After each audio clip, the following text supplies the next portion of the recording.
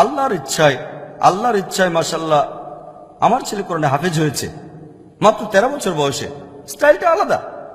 1 বছর প্রতি সপ্তাহে 5 দিন এভাবে। লোকজন বলতো জাকির পাগল হয়ে গেছে। প্রত্যেকদিন 1 ঘন্টা করে সপ্তাহে 5 দিন, তাহলে 9 মাসে অসম্ভব। আমাদের স্কুলের বেশিরভাগ ছাত্রছাত্রী 2.5 থেকে 4 বছরে হাফেজ হয়ে গেছে ইনশাআল্লাহ। তাদের মধ্যে একজন আমার ছেলে। তারপর আমার ছেলে তায়কোয়ান্ডোতে ব্ল্যাক বেল্ট পেয়েছে। তবে আমি সবচেয়ে খুশি হয়েছি যখন সে পাবলিক লেকচার দেওয়া শুরু করেছে। 8 বছর বয়সে ছোট লেকচার দিত, 10 থেকে 15 মিনিট। আমার লেকচার শুরু করার আগে কিছু কথা সে বলতো। আমি যখন প্রথম পাবলিক লেকচার দেই সেটা প্রায় 27-28 বছর বয়সে। লোকজন তখন বলতো, ও মাত্র 28 বছর বয়সে ছেলেটা লেকচার দিচ্ছে। 28 বছর। শেখ দিদার 60-70 বছর বয়সে লেকচার দিচ্ছেন, এর বয়স তো অনেক কম। আর আমার ছেলে প্রথম যে বড় লেকচারটা দিয়েছে সেটা 1 ঘন্টারও বেশি।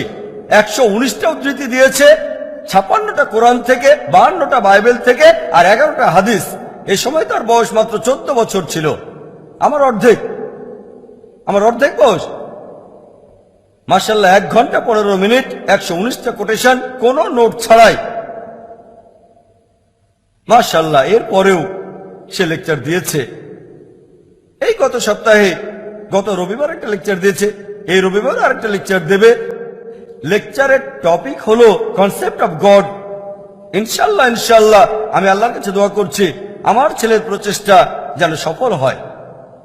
আমি সবসময় আমার ছেলেকে বলি, আল্লাহ তোমাকে সামর্থ্য দিয়েছেন, এখন তোমার নিজের চাহিদাটা কমিয়ে ফেলো। তোমার চাহিদাগুলো কমিয়ে ফেলো, কারণ আগামীকাল এই সবকিছু নাও থাকতে পারে। তোমার উদ্দেশ্য হলো দাওয়া দেয়া। আল্লাহ পবিত্র কোরআনে সূরা ফুসিলাতে 33 নম্বর আয়াতে উল্লেখ করেছেন, ওয়ামান আহসানু ক্বাওলাম মিম্মান দাআ ইলাল্লাহি ওয়া আমিলা সালিহান ওয়া ক্বালা ইন্নানি মিনাল মুসলিমিন। কথায় সেই ব্যক্তি অপেক্ষা কে উত্তম যে আল্লাহর পথে মানুষকে আহ্বান করে, সৎ কাজ করে এবং বলে যে আমি মুসলিম। আমার মনে পড়ছে বিয়ে করার সময় আমার স্ত্রীকে বলেছিলাম, আমি পেশায় ডাক্তার, আমি তোমাকে প্রতি মাসে 4000 রুপি করে দিতে পারবো। 4000 রুপি মানে $100 কম। প্রতি মাসে মাত্র 4000 রুপি দিতে পারবো। এখন চাইলে আমাকে বিয়ে করতে পারো, না চাইলে না করতে পারো। মাশাআল্লাহ। আমার স্ত্রী তখন কলেজের টিচার, সে আরো বেশি ইনকাম করতো, সেও দায়ী হতে চেয়েছিল।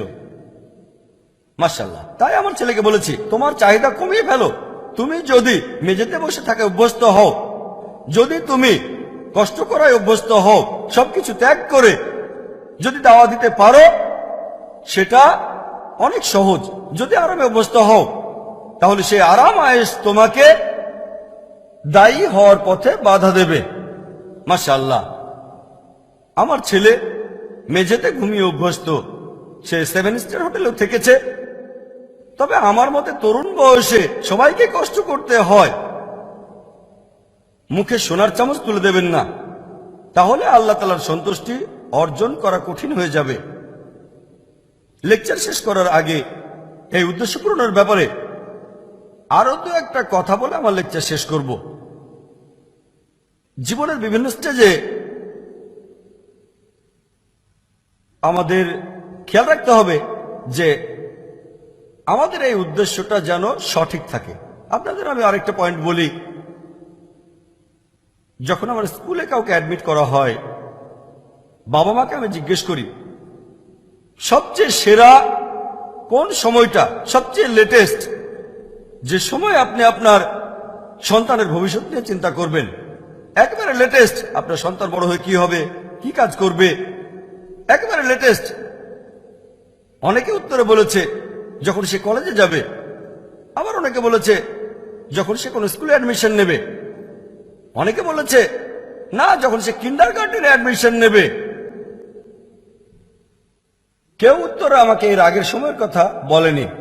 ইসলামিক নিয়মে একেবারে লেটেস্ট যে সময় সন্তানের ভবিষ্যৎ নিয়ে ভাববেন সেটা হচ্ছে যখন আপনার জীবনসঙ্গীকে বেছে নেবেন। যখন আপনার জীবনসঙ্গী বেছে নেবেন তখন ঠিক করবেন আপনার ছেলে কি হবে।